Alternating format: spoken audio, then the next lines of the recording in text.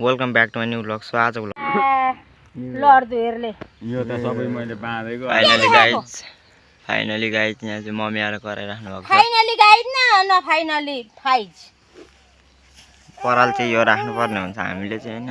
बुझ्ने यत्रो आज पराल बढी छ, जाने कि नजाने यत्रो पराल छ। यो भन्न। पराल चाहिँ हामीले चाहिँ यो जान्छन् दिने विषय हैन जाने कि नजाने बढी फाइनली गाइज हामी चाहिँ अहिले भात खाँदैछौँ भाइ। हामीले चाहिँ पराल थन्क्याइ पनि सक्यौँ होइन, धेरै त थन्क्याएनौँ होइन, अलिअलि थन्क्यायौँ। अनि यसले चाहिँ काट्नु पर्दैछ यहाँ भात पानी टक्कै आएको छ है। म त्यस्तो गरेर खाइरहेको। हाम्रो चाहिँ यहाँ ठेसर लाएर चाहिँ धान चाहिँ यस्तो उरुङ पारेको छौँ है गाइज। अनि यता पनि छ, यो चाहिँ धान अर्कै हो अनि यो चाहिँ धान अर्कै हो। अनि हामीले हाल्नुपर्ने हुन्छ यहाँ, तर हामी अहिले हाल्दैनौँ किनभने भनिदिनु त। हामीलाई बैना गरेर गइसकेका छन्। बैना गरेर गइसकेको छन्। पैसा हेर्नु, पैसा यहाँनिर पैसा पापान सहेका सबै हो नि। यी चाहिँ बैना गरेर गइसक्यो। अब यो धान चाहिँ हामीले बेच्नु पर्ने हुन्छ किनभने हामीलाई चाहिँ खानको लागि धान पोहोरको पनि अलिअलि भएको कारणले गर्दाखेरि यसपालि चाहिँ होइन अलिक खाने मान्छे जवान पनि थोरै भयो क्या। अनि त्यही भएर यो चाहिँ मेहनतको फल हो। किसानहरूले पनि पैसा कमाउँछन्, तर धेरै मेहनत गरेर थोरै पैसा कमाउँछन्। यहाँ हेर्नु त पैसा। अब यो मुला यी चाहिँ सबै पैसै पैसा हो। यो पैसा अब नक्कली भन्नु होला नि फेरि सम्मतिर तिर्दा ठिक्क हुन्छ।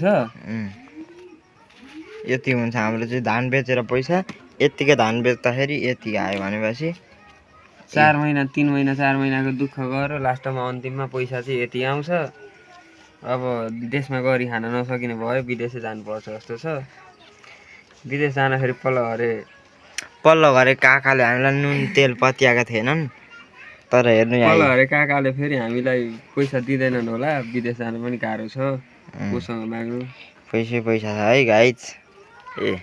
हम्किराख्नु पैसा। 4 महिनाको हावा गलेको यसले अलिकति आनन्द दिँदो रहेछ, तर एकछिन पछाडि यो तिर्न गइहाल्नुपर्छ। यो के गर्नु, हाम्रो हातमा आएको माल फेरि गइहाल्छ, के गर्नु। यस्तो गाह्रो हुन्छ गाइज।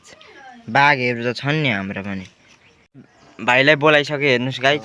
यस्तो गरिसक्यो चाहिँ झन् बिग्रिने हो क्या। होइन हौ, तिम्रो मम्मीलाई यो पैसा दिनु भन्नुहुन्थ्यो होइन। तिम्रो नाम के हो भन त? आशिष के? भुजेल। आशिष भुजेलको कान्छो छोरो होइन त? आशिष भुजेल कसको नाम? उसको। आशिष भुजेल तिम्रो नाम? झोराबाटामा पढ्छु। यो चाहिँ मम्मीले आशिष भुजेलको ब्यागमा चाहिँ हालिदिनु भन्नुभएको छ चाउचाउ खाना हो अरे। के हो लान्छौ? लग न यार तिम्रो। हजुर ल। अनि यो आशिष भुजेलको चाहिँ ब्यागमा हालिदिएर चाहिँ चाउचाउ किनेर खानु भन्नुभएको छ त मम्मीले। लग न हौ। किन हौ भाइ, चाउचाउ खान। ल हाम्रो आशिष भुजेलले चाहिँ लगेनन् यार। हेर्नुहोस् है, आशिष भुजेलको मम्मी लगेनन् पैसा। के गर्ने त यहाँ। अब अर्को यहाँ आउनुहोस्। यहाँ आइज। के हो नाम? नाम छोड्दैन यहाँ पैसा राखेको जस्तै। नाम भन्नु ल। नाम बेगर यसले त।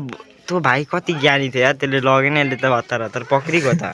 भन्दा लिएर जान्छ। नाम के हो? श्याम सुन्दर त्रिपाठी।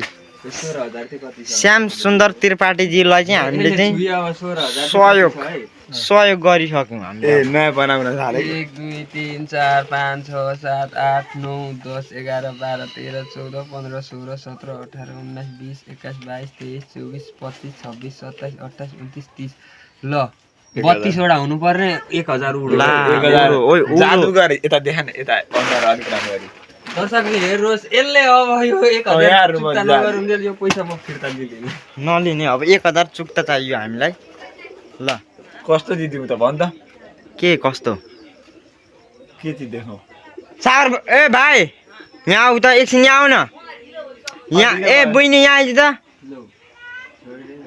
ल आएन नि। पैसै चाहिँदैन अरे यिनीहरूलाई। तिम्रो नाम के हो? तिम्रो नाम भन न। नाम के हो तिम्रो भनेको?